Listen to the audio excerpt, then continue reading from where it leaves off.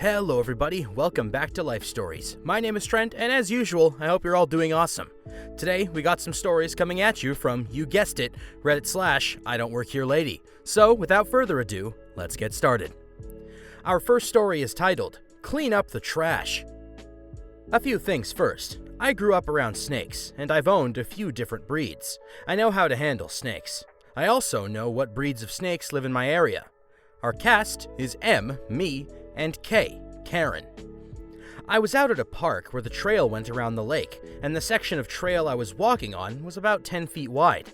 There was grass a little higher than my ankles, and a few bush-like trees that grew over the water. This is important. K says, "Excuse me?" I lean over, and she's doing one of those bent-over waves at me. Yeah, hi, excuse me." Hi? I'm confused as to why she needed my attention. "There's garbage all over the park. I'm trying to have a nice day out." Yeah, I know, it sucks. I'm trying to have a nice day too. I'm dumber than a box of rocks, so I didn't understand why she was telling me, but I understand not wanting litter all over the park. "So, clean it up." What? Clean it up. I was getting kinda pissed because she was talking to me like I was stupid, not like a normal person. "Go do it yourself, lady," I said. "What did you just say to me?" "You heard me." "But it's your job." At this point, I realized what was going on, so I just chuckled to myself. I turned back around to continue looking for snakes. She starts yelling at me, and because I have 3 younger siblings, I tune her out. It also helps that I have CAPD. I can hear some of it, however, and she was saying I was disrespectful, something about her son, and then starts cussing at me. Just as I'm about to move to the next spot, I see a black rat snake. I grab it and quickly stand up. It was about 2.5 to 3 feet long. Black rat snakes can grow up to about 6 feet long. Karen had a delayed reaction. Maybe she thought it was a stick. It was like something out of a movie. She went from enraged to terrified. She started backing away and dragging her son with her. "You're not very ladylike," she says. Then, the wild Karen fled back to her hovel. I wasn't trying to scare Karen on purpose. I just found what I was looking for. You should never purposely scare someone with any animal, because the animal could get hurt. I feel like throughout all these episodes, we've seen many different ways to deal with Karens, but this would be the first that I've seen at tactical snake deployment. This is new, and I like it. Moving along, our next story is titled, I was just helping my boyfriend shop.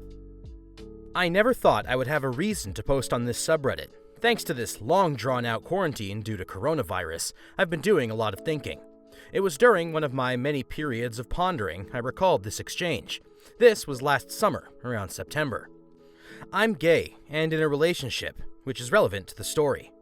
My other half is a school teacher and has weekends off. I'm a server for a chain restaurant that may or may not have a retail establishment in each location. It was a Sunday night. We had just left after having dinner at another chain restaurant on the other side of the plaza, in which a big box retail establishment, our setting, is located. Let's call it Mallwart. I despise this place. I usually do my best to avoid it, but it was very convenient, and we needed to buy groceries and necessities for the apartment. Plus, it was late, and very few other places were still open. My other half and I, armed with only a mental grocery list, reluctantly headed over to the store. Both of us were rather tired, and just wanted to get it over with. Due to my military training, I tend to stay focused until the task at hand is completed. Ask any veteran, and they will tell you this is a common trait among those who've served. If you're a veteran and are reading this, thank you for your service. We were at the halfway point of our shopping trip, and the light at the end of the tunnel was visible, when I realized we needed bath tissue. I turned around to tell the boyfriend, and he was on his phone. A really bad habit. He's often distracted by one of his many social media accounts. I got his attention and told him to put his phone away. I started rattling off all the things we needed to get. It was at this point that a middle-aged woman exited the aisle in front of us, stopped, then looked over to us and smiled. Older lady will be known as OL. "Isn't that nice? Now that's what I call going above and beyond." I didn't quite know what she meant by that. Surely she couldn't be mistaking me for a worker assisting a customer. Mallward employees at this particular location wear blue vests with a very visible logo on the back, name badge on the front over a blue or black t-shirt with black, tan, or blue pants and black or brown shoes. It then dawned on me that I was still wearing my server uniform, which consisted of a pastel-colored button-down, black pants, and black shoes. Though my attire could potentially pass for business casual, I looked nothing like a Mallward associate. My other half was wearing his Phoenix flag t-shirt, faded blue jeans, Converse low-top sneakers, and sporting 3-day-old stubble. She was still standing there staring at us intently. Perhaps she'd been waiting for a response. I chose to oblige her and offered up the title of the subreddit. "I don't work here, lady. I'm just shopping for groceries with my boyfriend." Any hint of kindness left her. Her face turned shock white as she continued to stand there, and her expression morphed into deer in headlights. She started doing what other posters have referred to as goldfish mouth, opening and closing her oral chasm, but no words or syllables came forth. It looked to me like she had completely lost all connection to her cerebral cortex. Having been up for close to 16 hours, my fuse was short. The last thing I wanted was to deal with a brain-dead Karen who looked like an extra from Deliverance. I fought the urge to abandon my decorum and turn into an even more savage version of Dorothy from the Golden Girls. I opted to have mercy on the afflicted and decided to help her through her loss of mental faculties. I thought a visual aid might do the trick.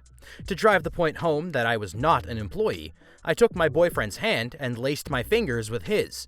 He wasn't even aware that anyone had approached us. That damn phone. He looked up just in time to see her reaction. I wasn't really in the mood to roast an overweight hippo with a bad dye job, but would have ripped her to shreds if the occasion called for it. Her impression of Dory's long-lost oblivious aunt suddenly stopped, and then her brow furrowed. She sneered, showing her tobacco-stained teeth, then walked away, and thankfully disappeared down another aisle. What just happened?" my boyfriend said. "Nothing," I chuckled.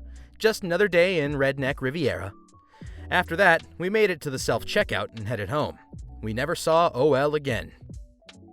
And that's the end of that story. And I just want to say, OP, if you end up catching this video ever, I just want you to know that your comment about the old lady looking like an extra from Deliverance actually had me having to do like 10 retakes. It was way too funny.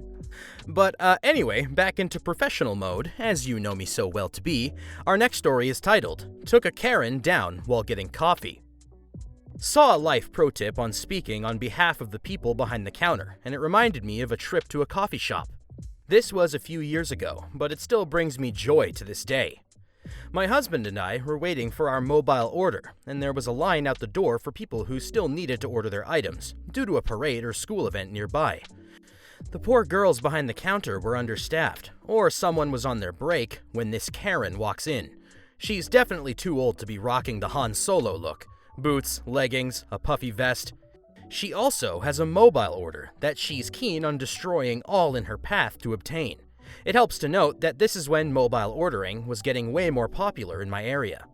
Karen walks in and heads directly to the mobile pickup area. Coffee app pulled up on her phone and flags down a barista by yelling, "Excuse me, I ordered my coffees 22 minutes ago. Where are they?" I'm sorry, ma'am. What's the name of the order?"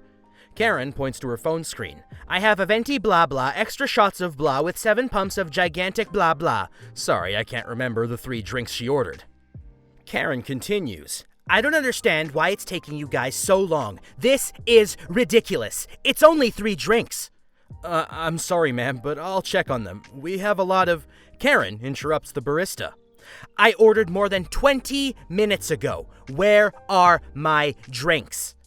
The barista turns around to try and find this horrible woman her drinks, and I had absolutely enough of her nonsense. Me now interrupting Karen's rant. "Excuse me, but don't you see the line out the door? Don't you notice that there's only one poor girl taking orders and another making coffee? They are obviously understaffed at the moment, and your attitude is not helping anyone's day. You need to cut these poor girls some slack. Their jobs are demanding and not easy, especially when people like you yell at them for no good reason." Karen turns to me, mouth wide open, in absolute shock that anyone would ever speak to her this way. She just stares at me for a few seconds, until the barista comes back with 2 of the 3 drinks she ordered. "I'll put these in the car," Karen explains, as she's still waiting for the 3rd beverage. The barista mouthed, "Thank you," silently to me. Karen comes back in and retrieves her final coffee, staring daggers at me the entire time. She left with her deflated ego and overpriced coffees. The barista brought up our coffees shortly after and thanked me again. I told her that they never deserved to be treated like that, and that it was so ridiculous that I couldn't sit by and watch it any longer. Hearing stories like this kinda makes me thankful that I'm not a coffee drinker. Granted, I still chug energy drinks like it's my job, and if I got stabbed, I'd probably bleed Monster Zero Ultra all over the floor, but that's a different point entirely. Jokes aside though, guys, thank you so much for tuning into another episode of Life Stories. My name is Trent, I hope you're all doing safe, and you know how this goes. Don't forget to like, comment, and subscribe so any of the videos we're working on don't get missed by you. And with that, you know how it goes. I hope to see you guys soon.